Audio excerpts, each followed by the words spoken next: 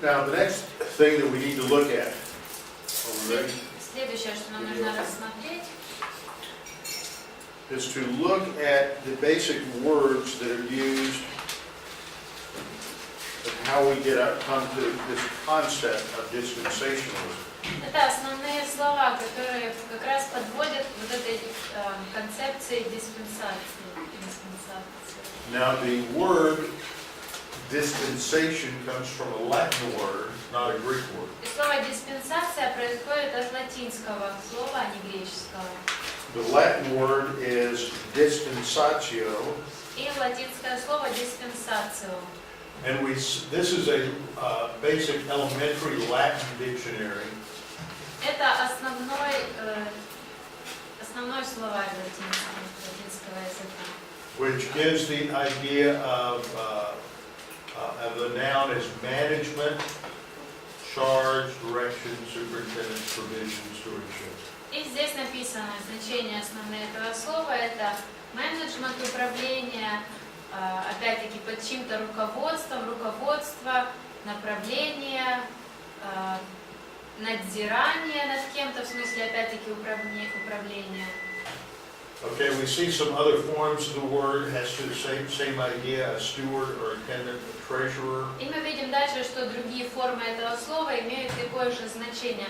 Хранитель чего-то, распорядитель. And the verb has the idea of dispersing something or paying something out. И теперь глагольная форма тоже означает раздачу, выплату. Here it has the idea to distribute, dispense, or share. Вот еще одно значение означает распространять, раздавать, делиться. So it has as its root meaning the idea of administration. То есть корневой смысл это администрация, управление. So Vitaly mentioned earlier that the idea of time. И Виталик до этого задал вопрос по поводу времени этой идеи. And what we see in the meaning of the word is time there's not a time factor that's part of the basic concept of dispensation. Если мы рассмотрим, вот видите, все значения мы рассмотрели, мы не видим, что там была какая-то идея времени. К времени привязки нет. So the emphasis is on administration. Ударение делается на администрации. But an administration takes place is going to obviously take place within a time period. Ну, конечно же, какая-то определенная администрация происходит в свой период времени. Okay, now the second point that you have there has to do with the definition of the English word in an English dictionary. И затем у вас второй пункт дается определение из английского словаря, английского слова. So the conclusion, though, is that this has to do with an administration or ordering of events. Мы видим там в выводах у вас, что идея все-таки относится к администрированию, к управлению какими-то событиями, восстановлению каких-то событий. That God orders events according to a specific, according to His specific plan. И что Бог, Он осуществляет какие-то события, расставляет их в соответствии со своим планом конкретным. See, the older definitions always included this idea of a period of time as if it's the primary meaning of the word. In older definitions. Yeah, older definitions. В более старых определениях этого слова там приписывали идею времени, как будто бы это управление в какое-то время. Okay, for which they have been accurately criticized by non-dispensationalists. И те, кто не сторонники диспенсационализма, сильно критиковали тех, кто включал время в определение слова диспенсация.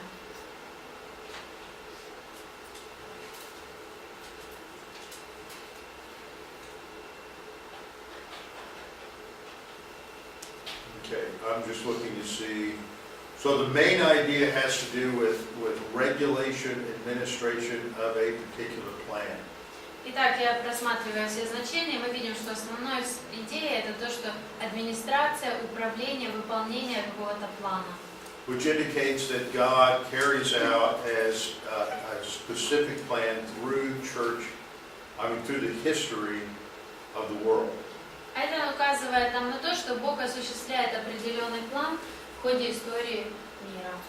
Okay, let's look at the next division in the notes, which has to do with basic Greek terms that are used. Давайте следующий раздел в ваших распечатках посмотрим на греческие слова, используемые. The first word that is used is the word ion, which indicates an age, or it's also translated eternity. Это первое слово, которое упомянуто у вас, айон, оно означает век или вечность иногда.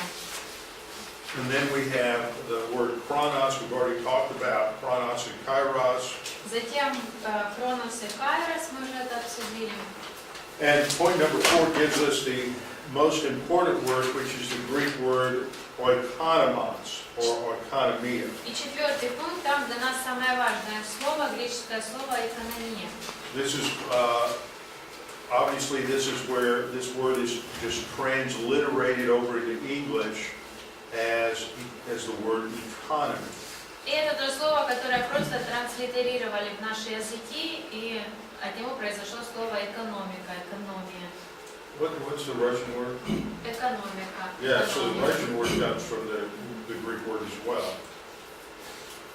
Okay, now the basic definition of economy is the management of the resources of a community, a country, or the disposition of the parts or functions of an organic whole, an organized system of management of household affairs. У вас это записано? Now, Основная идея это то, что распоряжаться либо ресурсами какой-то единицы страны или группы и распределять части. in Greek, it is a compound word В греческом это слово состоит из нескольких частей. that could be divided. It comes from two words: oikos, meaning house, Из двух слов оно составлено: ойкос – дом, and nomos, meaning law. и номос – закон. Номос. So it has the idea of sort of the rule of the house or house law. То есть здесь идея такая: либо домашний закон, либо домашний закон, домашние правила. So it is used to refer to how a house or a household is managed or administered. И слово это несет в себе идею того, как управлять домом, домашним хозяйством.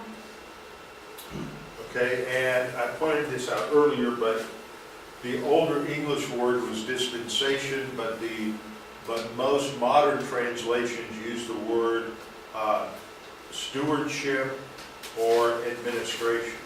И как я уже говорил, в более старых переводах Библии там использовалось именно это слово, а в более современных там уже перешли на другое, или распорядительство, или администрирование. So this word emphasizes the responsibility that God delegates to the human race during a period of time. То есть это слово, в нем делается ударение на том, кому Бог вверяет распорядительство на определенный период в истории человечества. So what we see is that when we talk about identifying the characteristics of a dispensation, one of those characteristics is going to be identifying a responsibility. Итак, когда мы говорили о том, что как мы можем найти какие-то черты каждого периода, итак, одной из этих черт будет найти саму ответственность, за что была на кого-то возложена ответственность. So,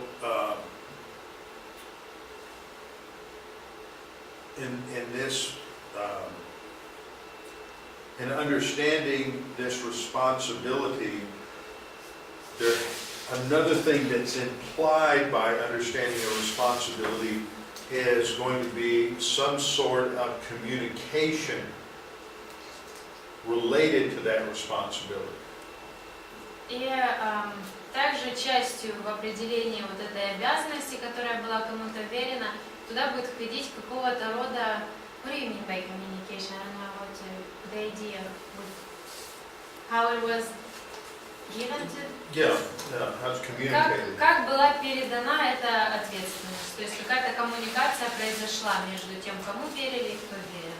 So what I'm saying is, if the human race is expected to fulfill a certain responsibility, Просто что я хочу сказать, что если человечеству была верена какая-то обязанность за что-то, then God would have communicated what those responsibilities are to the human race. то это означает, что Бог объяснил людям, в чем заключается эта ответственность или эти обязательства. So from this we can derive two of the characteristics. А из этого исходят две черты, две характеристики. There's going to be some kind of revelation from God, Будет какого-то рода откровение от Бога, and then there's going to be a specific responsibility on the part of man. и также будет конкретно оговорена обязанность человека. Okay, now there are, as we look at these words that are used in the Greek, we see three basic words. Когда мы смотрим на эти греческие слова, мы видим три основных слова. The first word is the verb form, Первое – это глагольная форма, oikonomeo. oikonomeo. Then the second is the oikonomos, the noun form. Второе слово oikonomos – это форма существительного. And then another noun form, oikonomia, И еще одно слово в форме существительного, oikonomia, is used 9 times. 9 раз используется.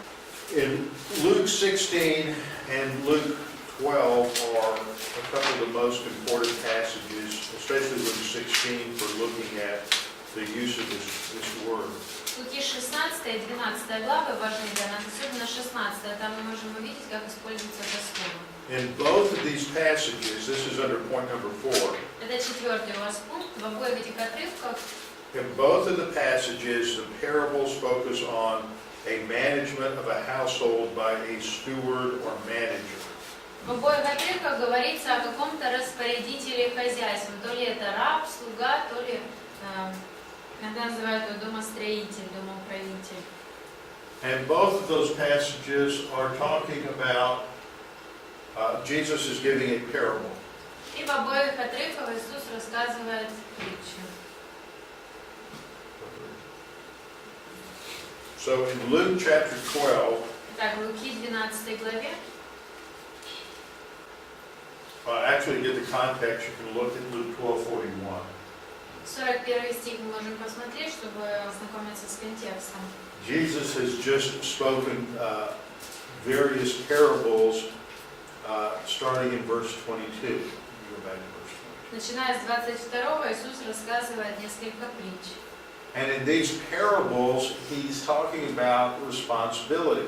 И в этих притчах он говорит об ответственности. Okay, in Luke 12, let's go 12:42. Луки 12:42 Jesus asked the question, who's the faithful and wise steward, Иисус спрашивает, кто верный и благоразумный домоправитель, who the Lord will make ruler over his household? которого Господин поставил над слугами своими, в общем, над домом поставил.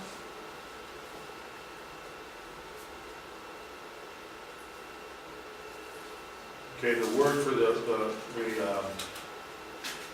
faithful and wise steward is the noun oikonomos, the second usage. И здесь слово «айканомос», там, где он говорит «верный, благоразумный домоправитель». So Jesus talks about the good servant in verse 43, blessed is the servant who the Lord finds, come find doing his job. В 43-м он говорит, что блажен раб тот, которого Господин его пришед найдет поступающим так. So again we see an emphasis on responsibility. Опять мы видим, что здесь ударение с этим словом ставится на обязанности, которые возлагаются. So, under point 4, there are 4 things we can learn from these parables. Итак, несколько принципов мы можем вынести из этих притч. With a steward or administrator, there's the implication there are two parties. Когда есть управитель или распорядитель, это подразумевает две стороны. The person who has the authority to delegate responsibility, Тот человек, у которого есть власть делегировать эту ответственность, and the person who has the responsibility to carry out that responsibility, that mission. и также тот, на кого возлагаются эти обязательства, возлагаются это задание. In the parable of Luke 16, that's the rich man gives responsibility to the steward. А в Луки 16 главе там притча о том, как богатый человек дает указания управителю, возлагает на него какие-то обязательства. So in Luke 16:1 we read there was a rich man who had a steward or a manager. 16:1 мы видим, один человек был богатый и имел управителя. And the managers reported to the rich man as squandering his possessions or being irresponsible. На которого донесено было ему, что расточает имение, то есть он безответственно поступает. So this tells us there's a person who has authority. Это нам говорит о том, что есть тот, у кого есть власть. He delegates responsibility to the steward. Он делегирует обязательства управителю. And the steward will be held accountable for fulfilling that responsibility. И с управителя спросят, как он исполнил свои обязательства. So we can say that as part of the responsibility, there is a test related to how well the steward fulfills the responsibility. Итак, опять-таки, в свете вот этой обязанности мы можем также отметить такой аспект, что будет какое-то испытание, которое проявит, насколько хорошо выполнил управитель свои обязательства. So I know this gets a little slow, but this is real important to show the biblical basis for what we're going to say later on. Я знаю, что мы очень медленно все это разбираем, тем не менее, это заложит хорошие библейские основания для того, что мы будем разбирать дальше. First of all, there's the person who's in authority. Итак, во-первых, есть тот, кто обладает властью. Secondly, he's going to communicate a responsibility to the steward. Второе, он говорит управителю о той обязанности, которую возлагает на него. And that indicates what we would call revelation. Это говорит о том, что будет откровение, как мы это называем. There's going to be a test or an evaluation of how the steward carries out the responsibility. Затем произойдет испытание или оценка того, насколько хорошо исполнил он свои обязанности. And there's going to be something specific about the responsibility he must fulfill. И также каким-то образом конкретно будет описана та задача, которую он должен выполнить. Now, when it comes to identifying a responsibility, И вот when it comes to identifying a dispensation, и когда мы пытаемся как бы прочертить границы какой-то диспенсации, then these are 4 things that we can say distinguishes one dispensation from another. вот тогда мы можем использовать вот эти 4 момента для того, чтобы сказать, эта диспенсация отличается от этой вот этим. God, as the authority, is going to communicate something new to the steward. Итак, Бог будет тем, у кого будет власть, и Он будет доносить что-то управителю. So there's going to be specific new revelation Итак, будет дано конкретное новое откровение about a new responsibility, о каких-то новых обязательствах, and then there's going to be an evaluation of that responsibility. и также произойдет оценка, насколько было выполнено.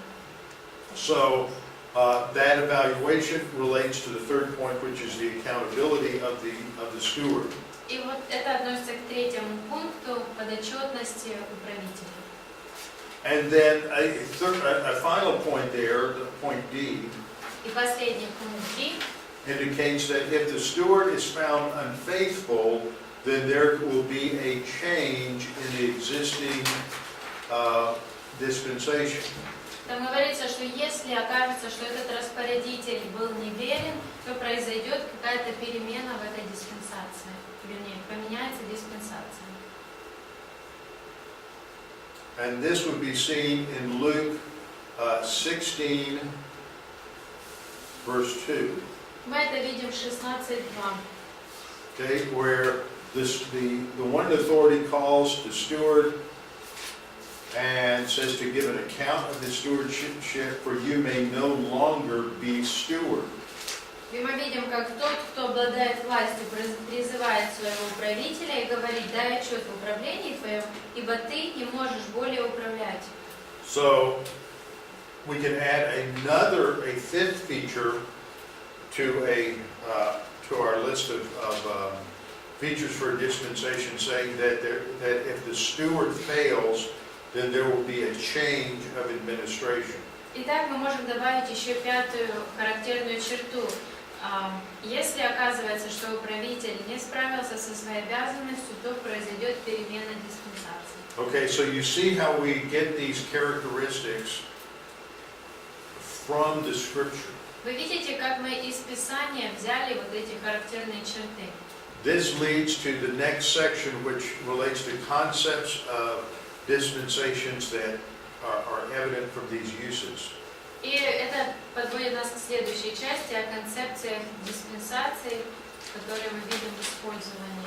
And so we have nine points here. Здесь у нас 9 пунктов. Okay, the first is that God is the one to whom men are responsible in the discharge of their stewardship obligations. Итак, первое это то, что именно Бог тот, кто обладает властью, и ему подотчетен человек. And this is mentioned 3 passages by Paul. В 3 отрывках упоминает это Павел.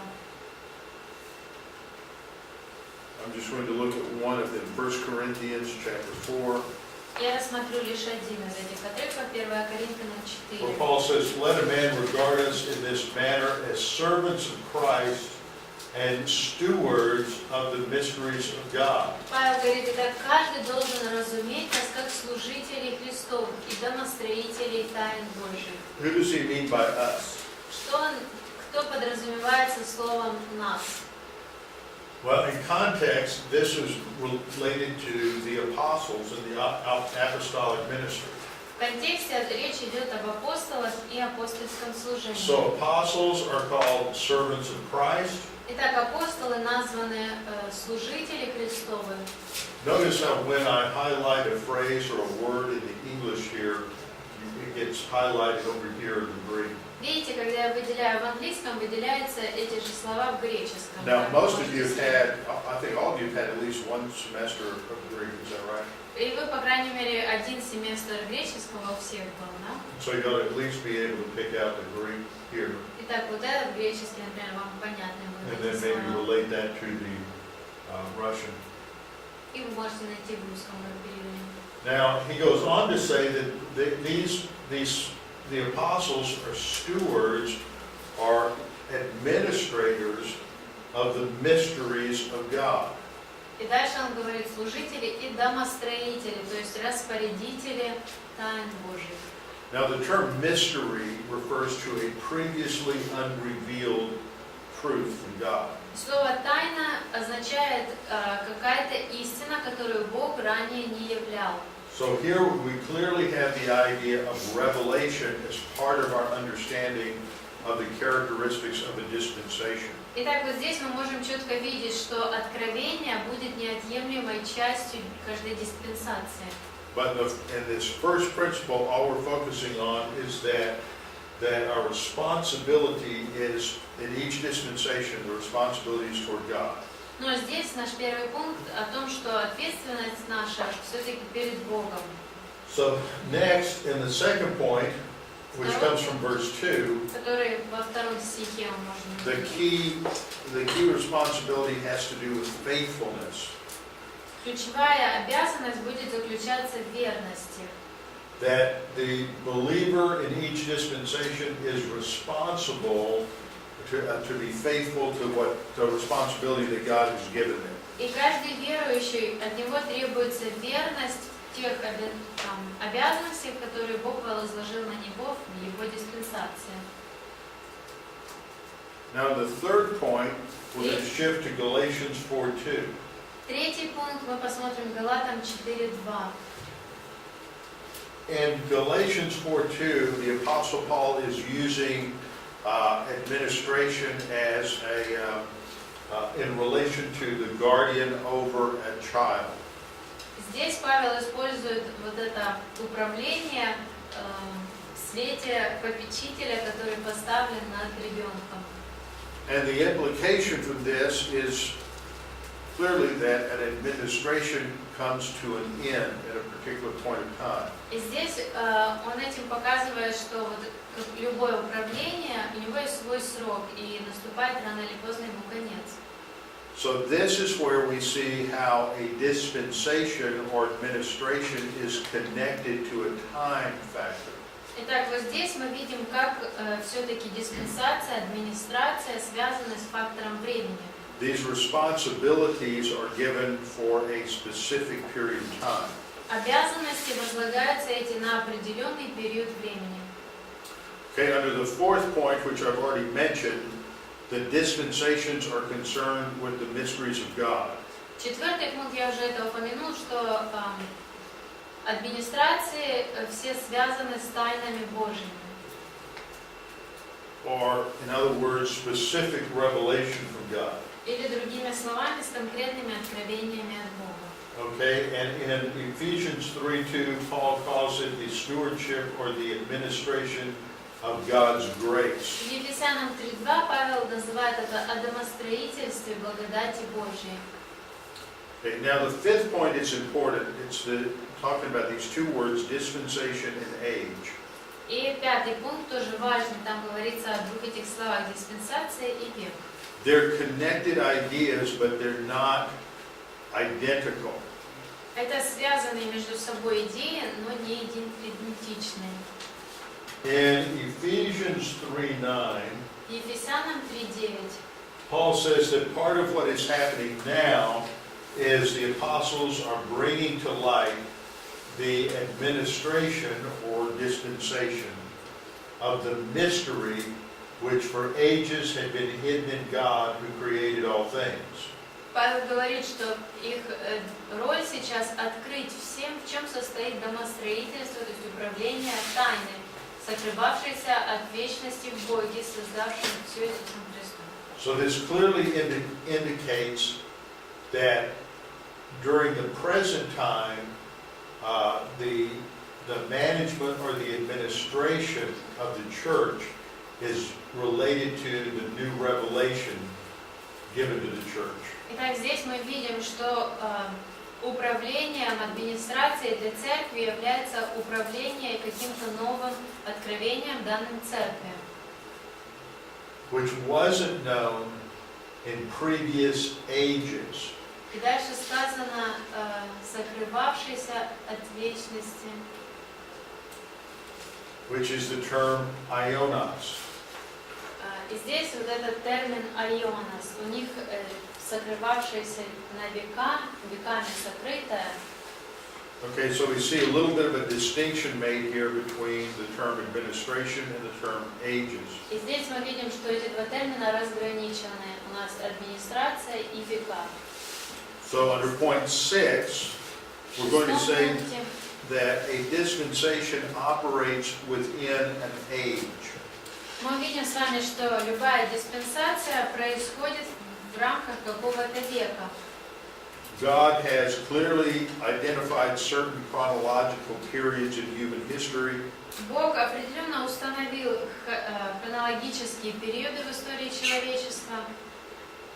Paul mentions these in terms of ages past, Павел описывает их, говоря, века в прошлом, the present age in Titus 2:12, в Тита 2:12 век в настоящем, as well as future ages which come after the church. и будущие века, то есть те, которые после церкви будут. Okay, what we're going to do with that is show that sometimes you have an age in history that may be subdivided into different dispensations because of different revelation. Также мы с вами увидим, что в истории может происходить один век, но он будет разделяться на несколько, то есть в него войдут несколько диспенсаций. Okay. Any questions so far? Вопросы есть? Everybody kind of wake up, it's after lunch, we're all falling asleep. Все засыпают после обеда, нам нужно просыпаться. Okay, this is the most exciting material going through basic definitions like this. Я знаю, что такие основные определения, это не самое интересное. But I really want you to understand why it's important to understand how these terms are used and why it's important, because this shows the basis for everything else we're going to say. Я хочу все равно, чтобы вы поняли, почему важно увидеть, как используются все эти термины, потому что они заложат основания для всего, о чем мы будем говорить. Okay, so the seventh point then is based on our study of the Word. Итак, следующий пункт касается изучения слов. A dispensation is defined as a stewardship, a management, or an administration of someone else's property. Диспенсация несет в себе, слово диспенсация несет в себе идею управления, распорядительства, администрации чьей-то собственностью, вверенной кому-то. So it involves the communication of a responsibility. Итак, сюда входит передача этой ответственности, вверение этой ответственности. The responsibility itself, Сама обязанность, которая возлагается на кого-то, the accountability for that responsibility, подотчетность за то, что вверено, and the faithfulness on the part of the steward. и верность от распорядителя. So that leads to point 8, which is that a dispensation is primarily a stewardship or an administration arrangement. Итак, это подводит нас к 8-му пункту, который говорит, что там говорится, что диспенсация – это прежде всего распорядительство, Rather than a specific period of time. а не какой-то конкретный период времени. Okay, now the 9th point. 9-й пункт. Times, ages, and dispensations are not synonymous in meaning, even though they may seem to be identical in the outworking of history. Итак, времена, века и диспенсации не являются идентичными, хотя в ходе истории они могут и все сочетаться For example, в одно время. Например, there's an important new revelation made by God to Abraham in Genesis 12. в Бытие 12 главе новое важное откровение Богом дается Аврааму. So in Genesis 12, we have the Abrahamic covenant. Итак, в Бытие 12 у нас Авраамов завет. This changes everything because up until that point, God has worked through all of the human race. Now He's primarily going to work through Abraham and his descendants. Который все меняет, потому что до этого момента Бог действовал через всю человеческую расу, но теперь Он выбрал лишь одного человека. So God is going to primarily work through the Israelites until the day of Pentecost. Итак, Бог будет работать напрямую лишь с евреями до Дня Пятидесятницы. So from roughly 2000 BC Итак, примерно с 2000 года до Христа to AD 33, до 33 года we have 2,000 years where the focus is on Israel. 2000 лет прошли, и все внимание было сконцентрировано на Израиле. Now, does God give any other new revelation during that period related to the responsibilities of Israel? Добавляет ли Бог какие-то откровения, которые добавляют что-то к обязательствам, возложенным на Израиль за это время? There's a lot of new revelation, but the most important is going to be the covenant that God made at Sinai. Есть много новых откровений, но самым важным из них будет тот завет, который Бог явил на Синае.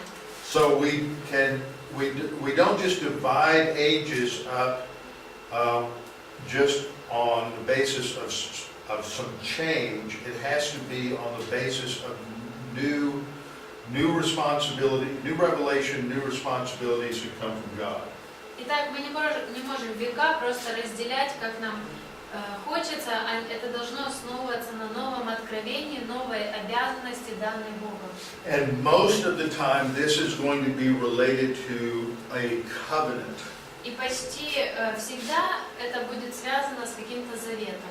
So we have a long period of time that we'll call the age of Israel, Итак, будет долгий период времени, который мы назовем век Израиля, which is going to be subdivided into two dispensations based on new revelation. который разделится на две диспенсации на основании нового откровения. It begins with the Abrahamic covenant, Начинается век с Авраама завет.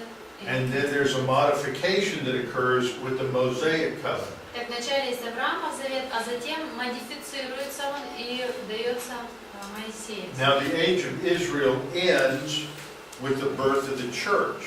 И конец этого века завершается рождением церкви. And in the church age, and the church will be, God shifts his focus to the broader focus of all humanity and the Gentiles. И затем, когда появляется церковь, и Бог переключается на церковь, здесь уже больше людей, больше народов будут в центре его внимания. So here we have a new age that's identified by the church. Итак, здесь у нас новый век, которому характерна церковь. And as a dispensation, we sometimes call it the dispensation of grace. И саму диспенсацию этого времени мы называем диспенсация благодати. Now the church ends with the rapture. Церковь заканчивается восхищением. And so in the church age, the dispensation of grace is identical to the church age. И вот в веке церкви у нас получается и век церкви идеально совпадает с диспенсацией благодати. So sometimes the age is subdivided into dispensations, and sometimes it's identical to a dispensational period. Итак, иногда век разделяется и охватывает несколько диспенсаций, а иногда он в точности соответствует какой-то диспенсации этого периода. Okay, any questions on this? Вопросы есть в этой теме? We'll get into a lot more specifics on those characteristics in a little while, but right now I just want to show you where we get those characteristics. They're not just thought up apart from Scripture, they come from a study of the use of the words in Scripture. Мы будем еще детальнее разбирать все эти характерные черты, но пока что я хотела вам показать в общем, что все вот эти черты, они корнями входят в Писание и основаны на использовании слов в Писании, а не просто придуманы. Okay, now, just as a side point, when you look back at those 9 characteristics, И еще кое-что, когда вы видите вот эти 9 характеристик,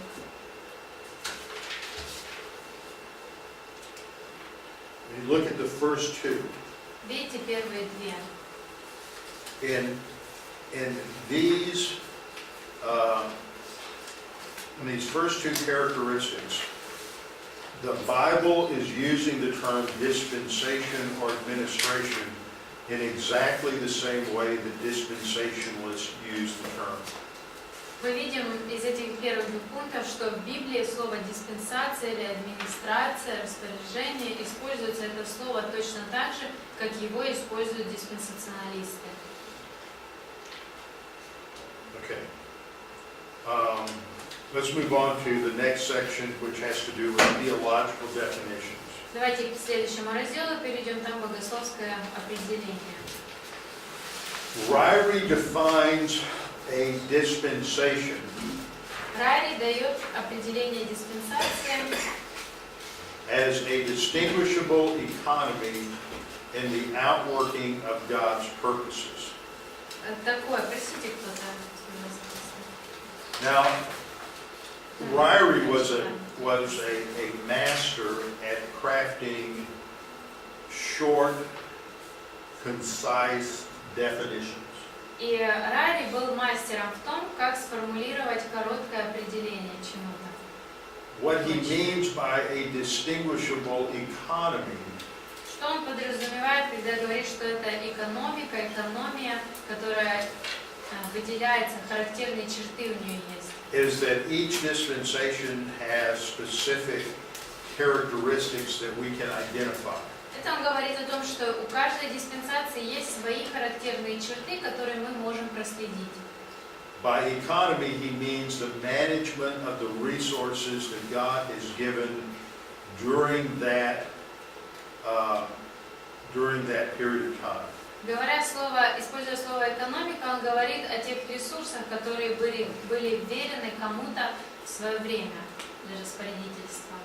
By distinguishable, he recognizes that there are some things that are identical in every dispensation. И когда он подчеркивает, что можно разграничить диспенсацию, он говорит, что есть что-то общее в диспенсации. Or at least they're the same or they're very similar. Или же точно такое же, или очень похожие какие-то детали. But that there are other features which are clearly different. Но также есть и такие черты, которые явно отличают одно от другой. Okay, and then his last phrase, outworking of God's purposes, indicates that God is the one who makes these distinctions. И затем в конце, когда он говорит для достижения Божьих целей, он говорит, что именно Бог осуществляет вот эти все That these различия. administrations are identified by God through some sort of revelation, Все эти администрации определены Богом каким-то откровением, and they're brought to their conclusion by God. и наступает конец, Бог приводит к тому, что наступает конец. And he's the one who determines what features continue and what features stop. И именно Он определяет, какие характеристики пойдут дальше, будут продолжаться, а какие нет. And finally, that the overall combined purpose of the whole of human history is the glory of God. И также то, что вся конечная цель всей человеческой истории – это слава Богу. Now, I've then given you three other dispensations, И definitions. я вам привел ниже еще 3 определения. One from C.I. Scofield. Одно из них от Скофилда. Scofield is very famous because he edited a reference Bible that became extremely popular throughout the world and influenced hundreds of thousands of people. И он известен Скофилд, потому что он был редактором Библии, которая с комментариями, в общем, дополнительной информацией. И эта Библия стала известна вообще в многих местах в мире и помогла многим. The second person mentioned there is a pastor that I grew up under, Jim Myers grew up under in Houston. Следующий человек – это человек, под которым я вырос, Джим Майерс вырос в церкви. His name was Bob Thien. Зовут его Боб Тим. He influenced many of the men who come over here to teach. Он оказал свое влияние на многих, кто приезжает сюда учить. And he was a student of Louis Sperry Chafer's at Dallas Seminary during the last years of Chafer's life. И он был учеником Шейфера в семинарии его уже в последние годы его жизни. What made Thien significant is that he was the kind of thinker that took what other people had done and then he developed it. И он был таким человеком, который брал то, что уже люди сделали, разработали, и он еще развивал это. Whereas many pastors simply pass on what some theologians have already taught. Многие пастора просто передают то, чему уже другие учили. He built or developed on what others had taught. Но он разбивал, еще разбирал, ковырялся во всем том, что другие уже к чему пришли другие. So he said that dispensation was a period of human history. Итак, он сказал, что диспенсация – это период в истории человечества. That brings in the idea of time. То есть этим он подчеркнул идею времени. And then he says expressed in terms of divine revelation. И она выражается божественным откровением. that's a little vague, I think, but what he is emphasizing is that what determines these ages is God's revelation. Мне это кажется немного размытой фразой, но он хотел сказать о том, что каждая диспенсация определяется Божьим откровением. And that history then is a sequence of these divine administrations. И затем история становится последовательностью вот таких божественных администраций. And that these progressive ages reveal God's plan for all of human history. И вот эти прогрессирующие Божьи века, прочтите, кто так имеется. And I think what's important about his definition is it brings in the fact that dispensationalism helps give us a biblical philosophy of history, a biblical view of history. И что еще нам это дает, это то, что диспенсационализм дает нам библейский взгляд на историю. Okay, now I put my definition in here because I was asked to write an article that went into the Tim LaHaye Prophecy Study Bible. И я туда вставил и мое определение, потому что меня попросили написать статью для Тима Лахея, Библии его Tim LaHaye is a pastor in the United States who is extremely well known for many different things, including writing a lot of books related to prophecy and dispensationalism. Тим Лахей известный пастор в Америке, и он известен особенно своими книгами о пророчестве, о диспенсации. And in his study Bible, which is very similar to the Schofield Study Bible, he asked a lot of different theologians and pastors to write short articles about different topics. И вот в этой Библии, в которой еще есть дополнительная информация, он просит других пастырей, учителей написать коротенькие статьи на какие-то темы. So I tried to take a lot of things that Dr. Ryrie said and Schofield and Dean, and I compressed that into this article. Итак, я постарался взять что-то и от Райи, от Скофилда, Тима и в эту статью вместить. And I brought out the basic characteristics of each dispensation. Я затронул вопрос определенных характеристик каждой диспенсации. That there's a revelation that specifies certain responsibilities. То, что есть откровение, в котором оговорены конкретные обязательства. That there is a test in relation to those responsibilities. И то, что существует испытание, которое проверяет выполнение этих обязанностей. In every dispensation there's a failure to pass the test. И также в каждой диспенсации мы видим неспособность, провал выполнения этих обязанностей. And then God's going to give a gracious solution to the problem when that failure occurs. И затем Бог по благодати даст свое решение, дает свое решение каждый раз, когда не соблюдаются, не исполняются обязанности. So the way in which we identify these dispensations is to look at, is there new revelation? Итак, как же нам определять эти диспенсации? Нам нужно поискать, есть ли какое-то новое откровение. Are there new responsibilities given? Даны ли какие-то новые обязанности? Is there a new test in relation to those responsibilities? Появилось ли какое-то новое испытание, направленное на эти And обязанности? is there a specific failure in relation to that test? И есть ли какой-то конкретный провал в выполнении, ну, например, во время этого испытания? Okay, so I think that each time we look at a dispensation, we're going to see each of those characteristics. Я думаю, что каждый раз, когда будем рассматривать каждую отдельную диспенсацию, мы увидим все эти черты в ней. Okay, does anybody have any questions on these definitions? Вопросы есть у кого-то по вот этим определениям? Everything is clear, Все right? понятно, да? Okay. Now, when I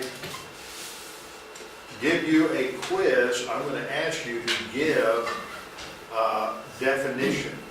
Также, I won't ask you give me Ryrie's definition or give me my definition of Schofield's, but you should be able to define these definitions in terms of these basic characteristics that I told you. И когда на тесте завтра, например, вас будет вопрос дать определение диспенсации, я не буду просить дать определение мое или Скотта или еще кого-то, но вы должны быть в состоянии как-то дать определение, учитывая вот эти основные черты, упомянуть все элементы.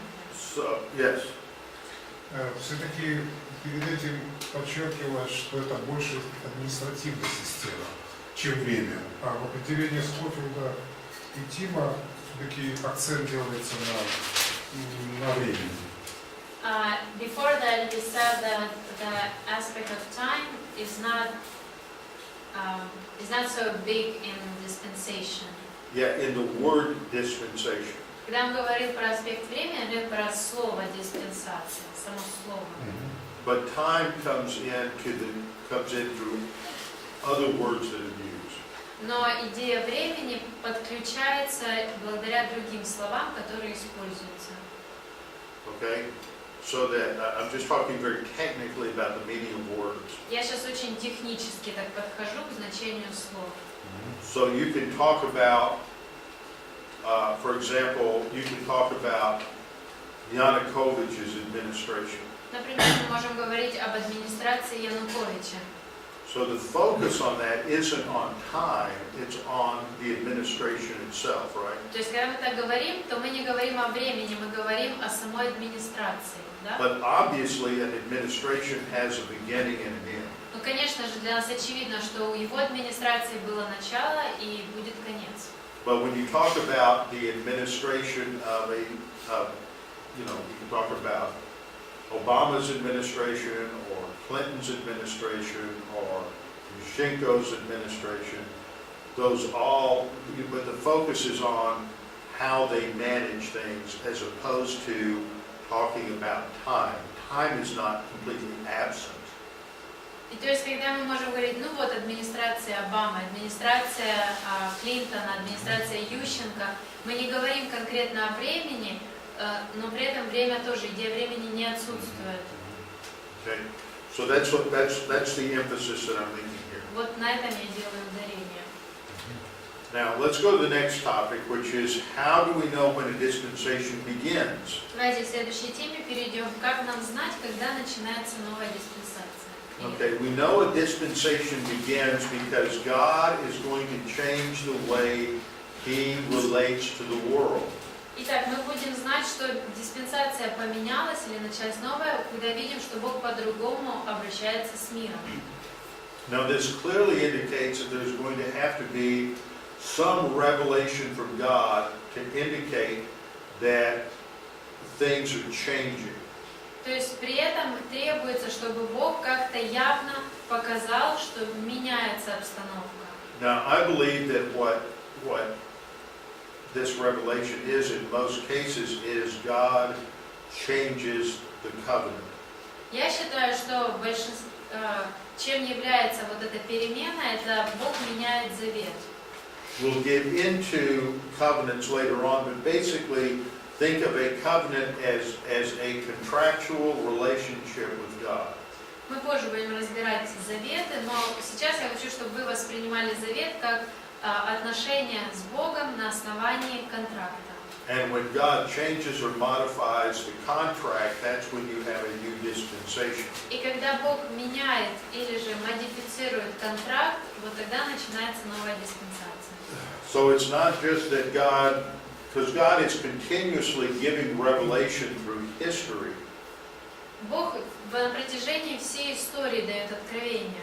But it's not necessarily a change in major characteristics or major ways in which He relates to the human race.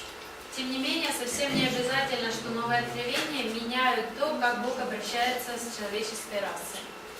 Okay, so when we look at this in terms of how God sees human history, not from the human perspective, but from the divine perspective. Итак, рассматривая вот этот аспект, нам нужно думать о том, как Бог рассматривает человечество, не с нашей точки зрения, а с Его точки зрения. Now, a key word that we're going to use in discussing this is the word progressive revelation. И ключевое слово, которое мы здесь будем использовать, или словосочетание, это прогрессирующее откровение. And by progressive revelation, I mean that God did not reveal everything at one time to Adam. И используя эту фразу, я имею в виду, что Бог не открыл сразу все Адаму. God reveals things over time. Бог на протяжении времени открывал что-то. So, as God, when you look at the scope of human history, Если посмотреть на взять всю историю человечества, God began to give information to Adam. Бог начал с того, что давал какую-то информацию Адаму. But Adam did not know as much as Noah knew. Но Адам не знал столько, сколько знал Ной. In each generation, God gave more revelation. И в каждом поколении Бог добавлял откровения. So Noah does not know as much as Moses knew. И Ной не знал столько, сколько было известно Моисею. Moses did not know as much as David knew. Моисей не знал всего, что знал Давид. David did not know as much as Isaiah knew. И Давид не знал всего того, что Исаия узнал. Isaiah did not know as much as Daniel knew. И Исаия не знал всего, что узнал Даниил. And Daniel did not know as much as the apostles knew. И Даниил не знал того, что узнали апостолы. So there's this progress of revelation. То есть присутствует прогрессия в откровении. As part of that progress in revelation, God would reveal when one administration ends and another would begin. И во всем этом развитии того, как люди получают откровение, Бог являет, когда заканчивается одна диспенсация, начинается As things went from one dispensation to the next, there would be certain things that would continue the same. И при переходе от одной к другой диспенсации будет то, что останется прежним.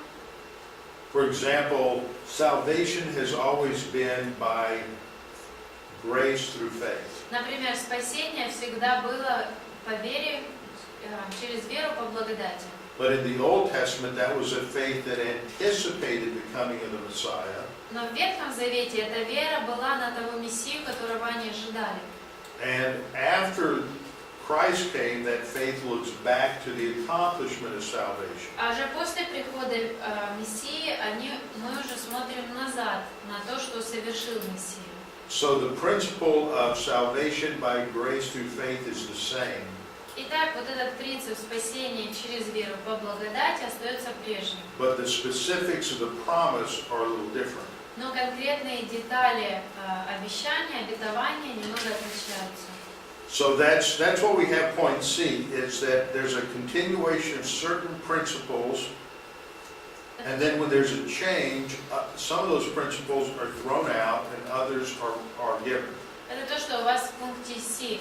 Когда происходит перемена диспенсации, то что-то остается прежним, а что-то отбрасывается и уже не продолжается. Okay, now under point D, what we're saying is that when you look at history from God's viewpoint, В пункте D говорится о том, что если мы смотрим на историю с точки зрения Бога, He looks at each dispensation as an administrative responsibility on the part of man. то Бог смотрит на каждую диспенсацию как на обязательства, вверенные человеку по управлению. God is administering history through the human race. И Бог управляет историей через человеческую расу.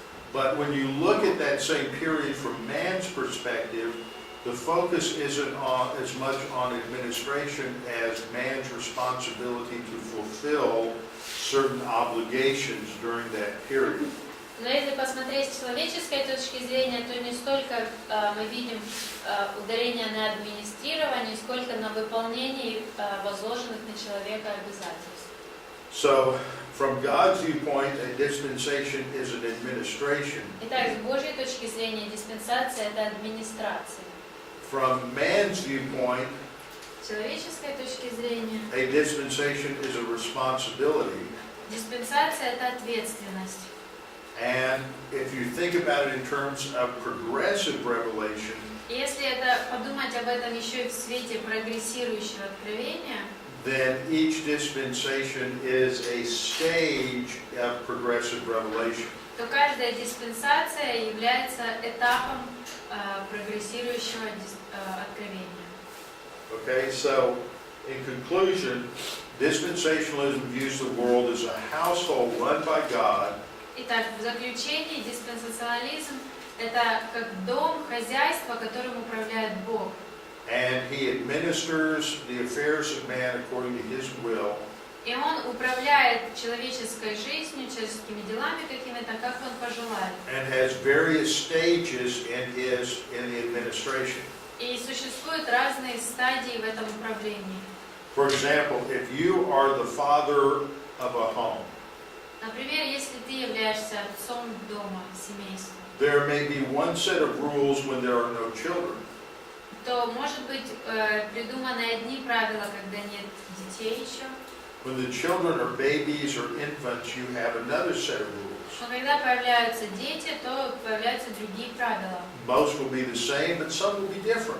Большинство останется прежними, но какие-то будут отличаться. For example, you're going to be more aware of safety issues Например, ты будешь больше думать о безопасности and rules related to having more time to teach or train children. и о тех правилах, которые будут позволять тебе больше учить, наставлять детей. When the children move out of infancy and they can assume a little bit more responsibility, then some of the rules will change again.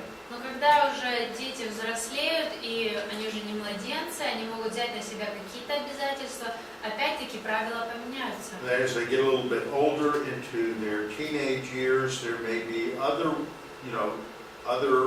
restrictions or responsibilities that come into play. И затем дальше ребенок взрослеет, становится подростком, и опять происходят перемены в каких-то правилах и обязанностях. Now, throughout these periods, there would be certain rules that would stay the same, Но при этом на протяжении всего этого времени некоторые правила будут неизменны, and others would change. а какие-то поменяются. Okay, we'll stop there for a break, Давайте сейчас сделаем перерыв. and we'll come back to the features of a dispensation after the break. И затем разберем черты диспенсации.